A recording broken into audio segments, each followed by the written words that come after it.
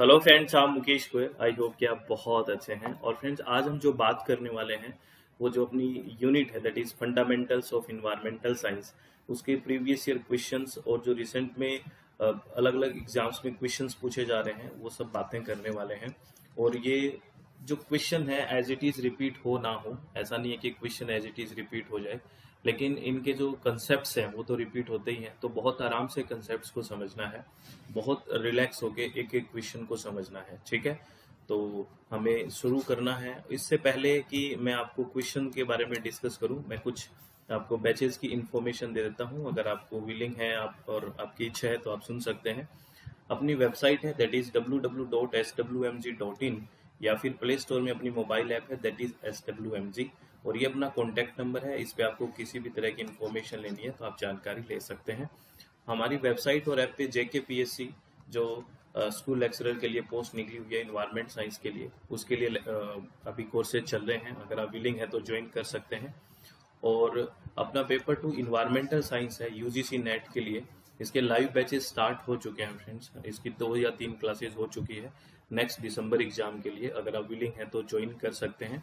और पेपर 1 के साथ पेपर 2 कॉम्बो पैकेज भी ज्वाइन कर सकते हैं। इसमें हम theoretical part complete plus previous year questions, जितने भी क्वेश्चंस होंगे अलग अलग कॉम्पिटेटिव एग्जाम्स में, सब के सब डिस्कस करने वाले हैं। तो अगर आप विलिंग है तो ज्वाइन कर सकते हैं। All the very best. हमारी स्क्रीन पे अब ये पहला क्वेश्चन है। इस क्वेश्चन को बहुत आराम से देखना। ये बड़ा, देखो वैसे तो फैक्चुअल इंफॉर्मेशन है लेकिन कंफ्यूजिंग क्वेश्चन है। क्वेश्चन है the endangered species. Endangered species है, उसकी क्या क्राइटेरिया है, क्या कहाँ पे जाओगे आप। तो मोस्ट ऑफ द स्टूडेंट्स हैं वो फर्स्ट ऑप्शन की तरफ जाएंगे कि have a 50%। Most of the students की बात कर रहा हूँ, लेकिन ये जो फर्स्ट लाइन है ये क्रिटिकली इंडेंजर्ड स्पीसीज के लिए है। देखिए क्वेश्चन को कितना घुमाया है।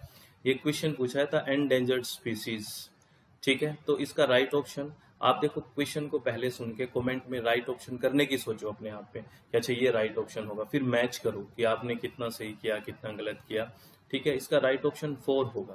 क्या होगा? 4 हैव ए 20% और greater probability of extinction with in 20 years. ठीक है, इसका राइट आंसर ये है। ये बेसिकली एंडेंजर्ड स्पीसीज के बारे में पूछा गया है।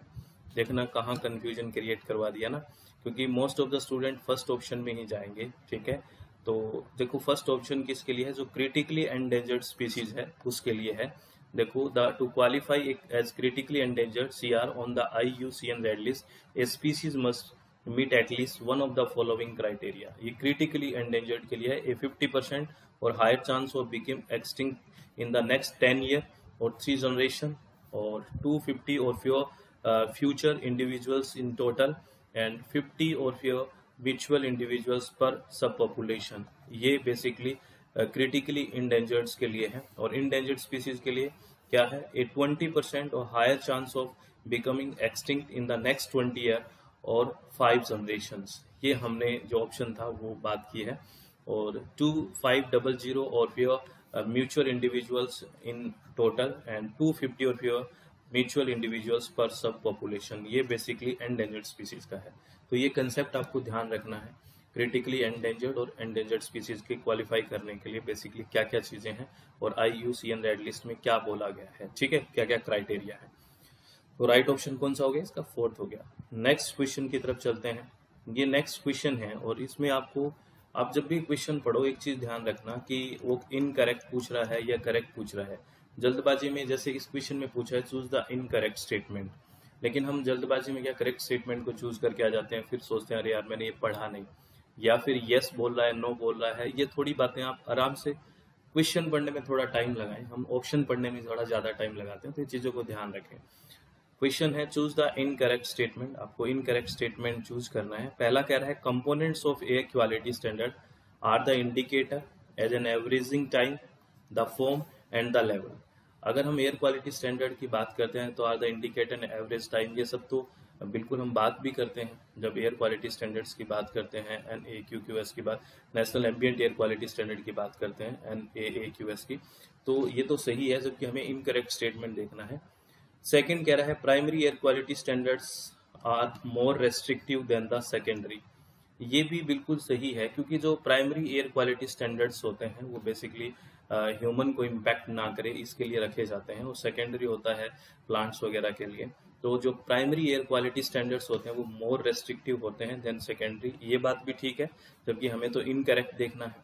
थर्ड कह रहा है primary and secondary air quality standard are periodically review every year. यहाँ पे थोड़ा गड़बड़ है कि प्राइमरी और सेकेंडरी एयर क्वालिटी स्टैंडर्ड है वो एवरी ईयर रिव्यू किए जाते हैं, ऐसा नहीं है कि एवरी ईयर रिव्यू किए जाते हैं। साइंटिफिक स्टडी होती रहती है, फ्यू ईयर्स में होता है, एवरी ईयर ऐसा कुछ नहीं है। तो ये स्टेटमेंट जो है वो इनकरेक्ट है, तो थर्ड ऑप्शन है वो इनकरेक्ट है। जो लास्ट है वो भी करेक्ट है, क्योंकि वो कह रहा है कि agriculture operations and urban centre are example of distributed source of air pollution. बिल्कुल ठीक है, एरिया और डिस्ट्रीब्यूटेड की बात करते हैं तो agriculture operations and urban centres बिल्कुल एग्जांपल है। तो ये बाकी के तीन जो स्टेटमेंट है वो करेक्ट है, थर्ड स्टेटमेंट है वो इनकरेक्ट है। तो ऑप्शन कौन सा चला गया? थर्ड चला गया। ठीक है, चलो नेक्स्ट। इसको थोड़ा सा डिस्क्राइब भी कर दिया जो मैंने अभी क्वेश्चन की बात कर रहे थे, तो वही है the EPA review national ambient air quality standard periodically to ensure that they are based on most recent scientific finding. However, the review process doesn't occur annually. उसमें लिखा था ना कि annually review होता है, annually ऐसा कुछ नहीं होता, every year नहीं होता। It's a set of schedule for review, typically every few years में कभी हो सकता है। बस ये है कि scientific जो findings आई है उसका most recent होना चाहिए, और बाकी के जो स्टेटमेंट थे वो करेक्ट थे ही, वो हमने बात कर ली है। ठीक है, चलो नेक्स्ट क्वेश्चन के बारे में बात करते हैं। नेक्स्ट क्वेश्चन क्या कहता है? ये बेसिकली क्लाउड टाइप्स पूछा गया है स्ट्रेटोस्फेयर में, कि स्ट्रेटोस्फेयर में कौन कौन से तरह के क्लाउड्स हैं। और ये बेसिकली हम जब मैं बात करता हूँ फंडामेंटल्स में एटमॉस्फेरिक स्टेबिलिटी की, तब मैं क्लाउड्स की भी बात करता हूँ कि ट्रोपोस्फेयर में और स्ट्रेटोस्फेयर में। तो क्लाउड्स की बात, यहाँ से भी क्वेश्चन पूछा जा जाता है कि which of the following cloud type are found in stratosphere. Stratosphere में कौन कौन से हो गया? एक तो सीरस क्लाउड्स हो गए, बिल्कुल हो गए, ठीक है। और एक हो गया जो मदर ऑफ एयर क्लाउड्स है, ये हो गया। और एक हो गया बेसिकली नेक्रिसियस क्लाउड हो गया। तो ACD हो गया। और नॉक्टिल्यूशन क्लाउड्स आप मुझे बताना कहाँ होते हैं, इसके बारे में बड़ा डिस्कस करते हैं हम। इसका राइट ऑप्शन फर्स्ट हो गया, ACD is the right answer. ठीक है, तो ये देखो बिल्कुल याद रखने वाली चीजें हैं ये क्लाउड, और थोड़ा सा कंसेप्ट भी है जब हम इनकी बात करते हैं। ट्रोपोस्फेयर से जब एटमॉस्फेयर की स्ट्रक्चर की बात करते हैं तो इनकी केमिस्ट्री की बात करते हैं, और यहाँ पे तरह तरह की जो बातें होती है उसमें बड़ा डिस्कशन होता है, तो ये आपको ध्यान रखना है। ठीक है, उसके बाद ये क्वेश्चन देखिए, ये कह रहा है, बड़ा अच्छा क्वेश्चन है बेसिकली। ये कह रहा है arrange the following distinct zones of the sun starting from the core to outward. Basically ये अरेंज करना है, अलग अलग जोन्स हैं, है ना, जहाँ कोर से लेके आउटवर्ड तक कौन कौन से बेसिकली जोन्स होंगे उसको अरेंज करना है आपको। ठीक है, तो अरेंज तो हम बाद में, अभी पहले मैं आपको थ्योरेटिकल बता देता हूँ। वैसे इसका राइट आंसर क्या है?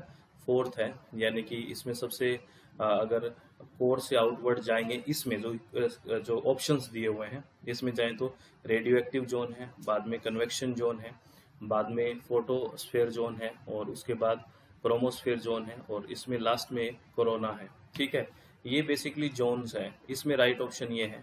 ठीक है, मैं आपको इनकी पिक्चर दिखाता हूँ और इस क्वेश्चन को अच्छे से समझना, ये पूछना क्या चाह रहा है। चलो, बेसिकली ये यहाँ पे बात कर रहा है, जैसे अगर हम सन के बारे में बात करें तो यहाँ पे देखिए ये तो कोर है। ठीक है, यहाँ पे बिल्कुल कोर है, कोरोना नहीं है, कोर है, ध्यान रखना, कोर है। उसके देखिए बिल्कुल पास यहाँ पे है रेडियो एक्टिव जोन, है ना, देखिए कन्वेक्शन जोन, ठीक है ना, फोटोस्फेयर जोन है कि नहीं, क्रोमोस्फेयर जोन है ना, ये यहाँ पे ट्रांजिशन रीजन आ गया, और ये कोरोना, ये है बेसिकली जोन्स। और इसकी माइल्स में आपको सन सरफेस से डिस्टेंस भी दी हुई है कितना है। तो ये सारे की सारी जोन्स आपसे पूछे हैं कि आपको कहाँ बिल्कुल अंदर से बाहर की तरफ जाएंगे, है ना, यानी कि कोर है सबसे अंदर, फिर रेडियो एक्टिव, ऐसे अंदर से बाहर की तरफ जाएंगे, तो इनका सीक्वेंस आपसे पूछा था। ठीक है, अब समझ में आया क्वेश्चन क्या पूछा था? तो देखिए अंदर सबसे अगर हम बात करें तो यहाँ पे क्या क्या, कोर तो ऑप्शन में ही नहीं है, कोरोना है, ये कोर नहीं है। तो उसके बाद सीधा हमें रेडियो एक्टिव जोन दिखता है, और ऐसा ऑप्शन 4 है। उसके बाद हमने देखा कन्वेक्शन जोन है, तो EBDAC आ गया। इनके बारे में थोड़ा थोड़ा हम डिटेल में बात पढ़ लेते हैं, ये क्या है ना। Basically different layer of the sun की बात करें, the sun is compose of several distinct layer each with its own characteristics and properties। सबसे अंदर की तरफ है कोर, ठीक है, लेयर कोर, ठीक है, उसके बाद रेडियो एक्टिव जोन, उसके बाद कन्वेक्टिव जोन और फोटोस्फेयर, उसके बाद क्रोमोस्फेयर और कोरोना। ये बेसिकली लेयर्स हैं सन की। इनको ध्यान रखना है, इसका सीक्वेंस पे आपको ध्यान रखना है। तो सबसे पहले कोर की बात करें। Core, this is the region of very high temperature. बिल्कुल अंदर वाली बात है कोर, है ना, बहुत ज़्यादा हाई टेम्परेचर है यहाँ पे, about 16 million degrees Celsius, extremely high pressure and very dense material. This intense heat is necessary for nuclear fusion to occur, where hydrogen atoms are converted into helium, releasing energy that powers the sun. जो हम बात करते हैं ना nuclear fusion, वो यहीं पे, क्योंकि इतनी ज़्यादा बेसिकली टेम्परेचर है 16 मिलियन डिग्री सेल्सियस, है ना। अब देखो एक बात हो रहा है, अब यहाँ पे देखो हाई टेम्परेचर है ना, और हमने बात की है कि प्रेशर भी बहुत हाई है। तो इसकी वजह क्या है? Basically the core of the sun has the highest temperature and pressure. क्यों? Due to immense gravitational compression and the ongoing process of nuclear fusion. Because of that, है ना, जो इमेंस ग्रेविटेशनल कंप्रेशन बहुत होता है और ongoing process of nuclear fusion, because of that यहाँ पे हाईएस्ट प्रेशर होता है और हाईएस्ट टेम्परेचर होता है कोर में, ठीक है। और यहाँ पे प्रेशर का सोर्स क्या है, थोड़ा और डिटेल में देख लो कि यहाँ पे इतना प्रेशर क्यों होता है। The sun's immense gravity pulls all of its mass inward, है ना। बेसिकली जो ग्रेविटेशनल फोर्स है बेसिकली वो पुल करता है all it's mass inward, creating tremendous pressure specially at the core, ठीक है। At the very center of the sun, the pressure is estimated to be around 26.5 million gigapascal. ये आपको थोड़ा ध्यान रखना है, which is equivalent about 3.84 into the 10 to the power 12 psi. This is an incredibly high pressure for exceeding anything we experience on earth. बहुत ज़्यादा pressure है ये, ठीक है, कोर पे। तो फ्यूजन की वजह से और ग्रेविटेशनल फोर्स की वजह से यहाँ पे टेम्परेचर भी बहुत है और प्रेशर भी बहुत है, ठीक है। दूसरा जोन की बात थी radiative zone. Energy produced in the core is transferred to the nearby area by radiation, hence it is called radiative zone. ये कौन सा है? रेडिएटिव जोन, जो उस कोर के बाद है। फिर है कन्वेक्टिव जोन है। Outside the radiation zone temperature is relatively cooler, which is facilitates the absorption of energy by atoms outside the radiation zone easily, but at the same time they don't release this energy readily by surrounding is cool and dense. Therefore energy is not transferred by thermal radiation but by heat by thermal convection. यहाँ पे जब हम बात करते हैं, है ना, convection की बात करते हैं, कंडेंसेशन की बात करते हैं, कई सारी रेडिएशन की बात करते हैं, कई सारी टर्म्स हम पढ़ते हैं ना जब हम थर्मोडायनेमिक्स की बात करते हैं। तो यहाँ पे उस हिसाब से बेसिकली देखो सीधा लिखा हुआ है कि outside the radiation zone temperature is relatively cooler which facilitate the absorption of energy by atoms outside the radiation zone easily, but at the same time they don't release this energy readily as the surrounding is cool and dense. वहाँ पे surrounding क्या होती है? Cool and dense होती है, क्योंकि atom होते हैं वो बेसिकली क्या नहीं करते, रिलीज नहीं करते हैं। तो वो जो सराउंडिंग होती है वो कूल एंड डेंस होगी। Therefore energy is not transferred by thermal radiation but by heat by thermal convection, ठीक है। ये आपको ध्यान रखना है, कन्वेक्शन जोन। उसके बाद अगर हम बात करें नेक्स्ट जोन है that is photosphere. Photosphere is also called the sphere of light, photo, है ना। It is the visible surface of the sun and the lowest layer of solar atmosphere which emits most of the sun's radiation. ठीक है। उसके बाद है chromosphere, colour sphere इसको बोल सकते हैं। The chromosphere is irregular layer above the photosphere where the temperature rises from 6,000 degrees Celsius to 20,000 degrees Celsius. At this higher temperature, hydrogen emits light that gives off reddish color. Hydrogen alpha emission, because of that this is also called color sphere, chromosphere, ठीक है। ये जो layers हैं इनका sequence पूछा गया recently, ये ध्यान रखना है, और इनके बारे में जो बातें हैं एक एक लाइन ये भी ध्यान रख लेना। Corona, the sun's corona is the outer most part of the sun's atmosphere. The corona is usually hidden by the bright light of the sun surface, this that make it difficult to see without using special instruments. However, the corona can be viewed during a total solar eclipse. ठीक है, ये corona है। Corona नाम ही खतरनाक है ना। चलो ये ध्यान रखना है। उसके बाद ये क्वेश्चन देखिए क्या कह रहा है, choose the incorrect statement about global warming. Global warming के बारे में जो इनकरेक्ट स्टेटमेंट है वो आपको बताना है। देखो पहला कह रहा है atmospheric particles can only exert direct radiative forcing. देखो बेसिकली ओनली, एब्सोल्यूट, ऐसे जहाँ क्वेश्चंस आते हैं मोस्ट ऑफ द ऑप्शंस वो है ना गलत होते हैं, है ना। वैसे थोड़ी समझ भी होनी चाहिए, लेकिन जब कंफ्यूजन में हो तो इस तरह के तुक्के मार सकते हो, लेकिन यहाँ तो कोई कंफ्यूजन नहीं है। ये कह रहा है कि atmospheric particles can only exert direct radiative force, कि ये सिर्फ डायरेक्ट रेडिएटिव फोर्स है उसको ही एक्सर्ट कर सकता है एटमॉस्फेयर पार्टिकल। नहीं, ऐसा नहीं है, इनडायरेक्ट वो भी कर सकता है। तो इसलिए ये ऑप्शन है इनकरेक्ट है, और इनकरेक्ट ही पूछा है तो ऑप्शन हमारे लिए यही आ गया फर्स्ट, ठीक है। सेकंड ऑप्शन कह रहा है complete combustion of fossil fuel to contribute to global warming. बिल्कुल है, क्योंकि अगर कंप्लीट कंबशन होगा तो कार्बन डाइऑक्साइड तो निकलेगा ही, और एक ग्रीन हाउस गैसेज है तो उससे ग्लोबल वार्मिंग होगा, तो ये तो करेक्ट ही है। Action of green house gas is oppose by trace gases derived from the sulphur component. बिल्कुल है, क्योंकि कुछ आपने देखा होगा सल्फर कंपोनेंट कुछ ऐसे हैं जो कूलिंग इफेक्ट भी करते हैं, तो ग्रीन अपोज करते हैं ग्रीन हाउस गैस का, बिल्कुल ठीक बात है। There has been intense of polar amplification of warming. Polar amplification होता है, अगर आप देखो पोलर वहाँ का टेम्परेचर बढ़ना, तो वार्मिंग की वजह से तो हो ही रहा है, ये भी हो रहा है। तो इसमें इनकरेक्ट स्टेटमेंट सिर्फ हमारे पास पहला है जो इनकरेक्ट स्टेटमेंट है, ये आपको ध्यान रखना है, ठीक है। चलो, और इसका कंप्लीट एक्सप्लेनेशन यहाँ पे है ना, बिल्कुल कंप्लीट यहाँ पे है ना, एक्सप्लेन जो हमने बात की है वो एक्सप्लेनेशन है यहाँ पे।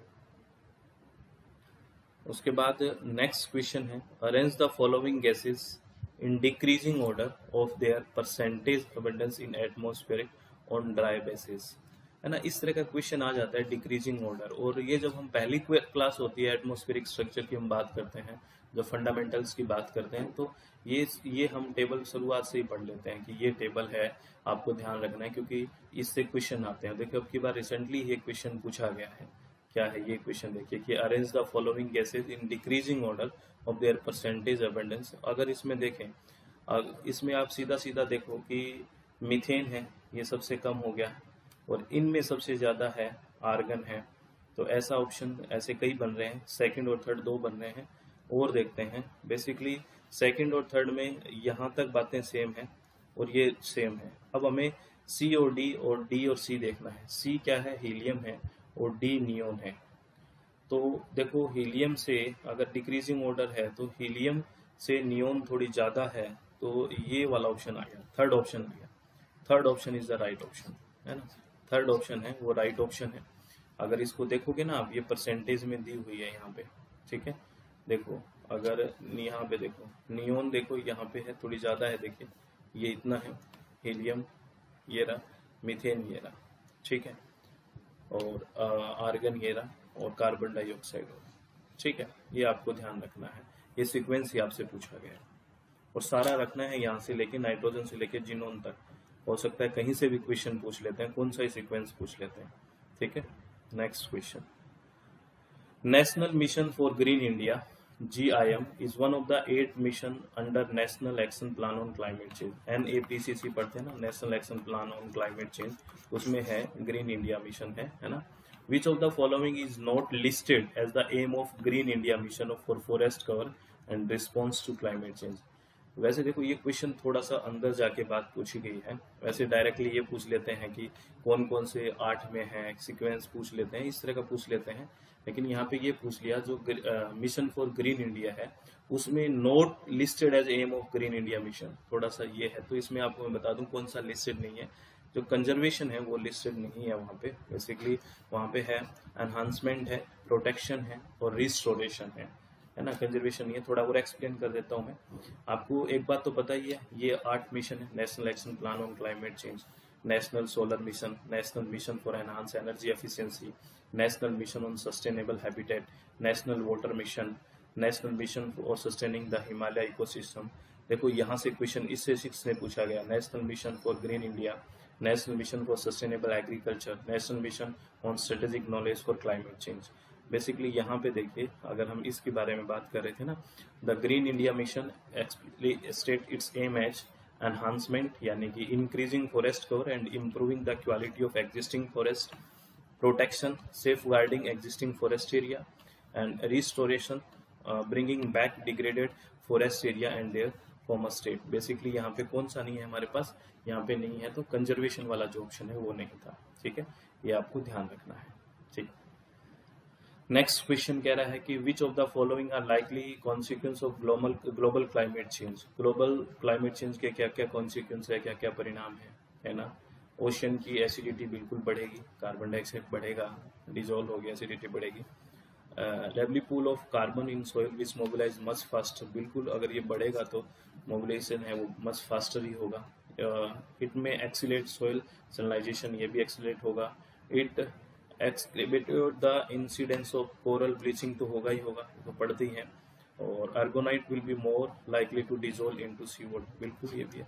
तो सारे ऑप्शन ही है, A B C D E is the right option, fourth option is the right answer.